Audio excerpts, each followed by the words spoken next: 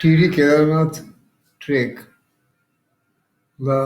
जाण्याकरता टीवरनं घुट्टू 60 kilometre by road, नंतर 60 kilometre खटलिंग ग्लेशियरपर्यंत 11,500 foot by trekking, आणि तिथून दूधगंगा नदीच्या किनाऱ्याने पुढे मसरताल 16,500 फूट, त्याच्यानंतर पुढे दूधगंगा ग्लेशियर क्रॉसिंग 18,500 फुटावर, आणि नंतर खाली उतरून मग वासुकीताल 13,500 फुटावरती, आणि नंतर तालमधनं मग आणखीन एक डोंगर 15,500चा क्रॉस करून केदारनाथमध्ये उतरता येईल. असा एकंदर ट्रेक आहे.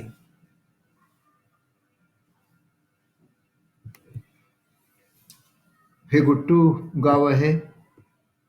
ठीक आहे, ओके.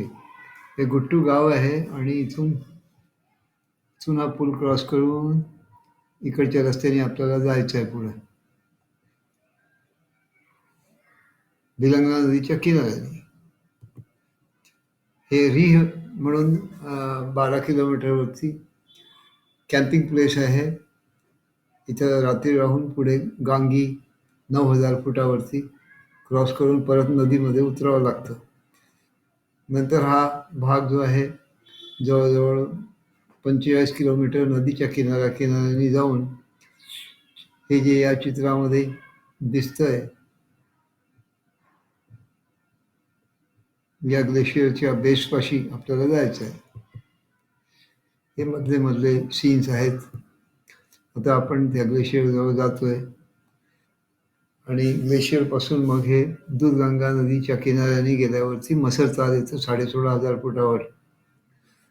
त्याच्या खाली आम्ही थोडं कॅम्प केलं होतं. इथून डाव्या हाताला हा पहाड चढून पुढे गेल्यावरती तो दूधगंगा ग्लेशियर लागतो, जिथून आपल्याला वर चढून क्रॉस करावा लागेल. हा या मसरतालच्याच भागाचा एक व्ह्यू आहे. आता आपण त्या दूधगंगा ग्लेशियरच्या जवळ आलो आहे, आणि हे जे तीन चार हे दिसतात, याच्यामधून इकडनं कुठून तरी केदारनाथ जाण्याचा रस्ता आहे. तर तुम्हाला इकडनं पहिले हा एक दूरवरनं घेतलेला व्ह्यू आहे. या पहाडाच्या इकडनं असं खालनं वळून या ग्लेशियरवर वर चढत या ठिकाणी जाऊन 18,500 फुटावरती 18.5 पावणे 19 फुटावरती इथून क्रॉस करून या पहाडाच्या मागे जावं लागतं, आणि ती केदारनाथ साईडची बाजू आहे. हे ज्या ठिकाणी आम्हाला कॅम्प करावा लागला तर हे 18,000 फुटावरती ग्लेशियरच्या बाजूला, कारण स्नोफॉल सुरू होत होता म्हणून. आता त्या दिवशी राहिल्यानंतर सकाळी हे दृश्य आहे तिथलं मसरतालच्या वरचं, आणि याच ठिकाणावरून हे जे काळं दिसतं हा मधला भाग आहे, जो ज्याच्या ताल खाली आहे, आणि हे पूर्ण वरचे आणखी रेंजेस आपल्याला दिसून राहिलेत. आपण इथं आहे, इथं जाऊन आपण वर हा डोंगर चढून आलेलो आहे, आणि ह्याच्या पलीकडचा हा भाग आहे. इकडचे जे शिखरं आणि हे पूर्ण आपल्याला इथून दिसत आहे. मसरतालची दुसरी साईड आहे, आणि मसरतालवरनं डाव्या बाजूने आपण इथून वर चढून कॅम्पिंग साईटला आलो होतो.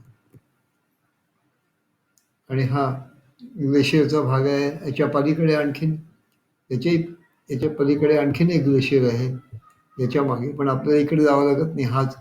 हाच ग्लेशियर चढून जायचं आहे आपल्याला पुढं. हे जवळजवळ 3-4 किलोमीटर 2-3 किलोमीटर स्नोमधनं कम्प्लीट जावं लागतं.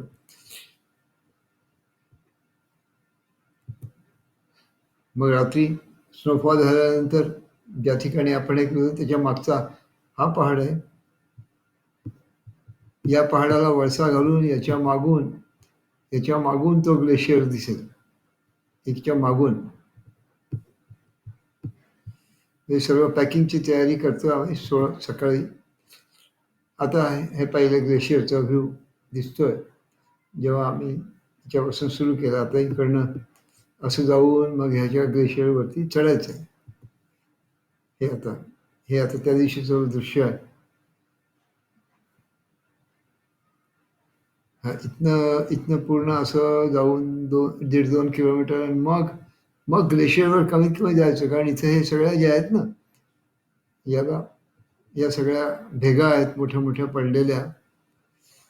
याच्यामध्ये कुठेही पाय गेला तर मुश्कील होते. म्हणून यांना टाळून शक्यतो तरी पण या भागातला क्रॉस करावाच लागतो असं, इकडे जाण्याकरता. आता एकदम जाताना रस्त्यामध्ये फॉग आला आणि स्नोफॉल व्हायला लागला. तर पूर्ण जे दृश्य खतम झालं एकदम काहीच दिसत नव्हतं.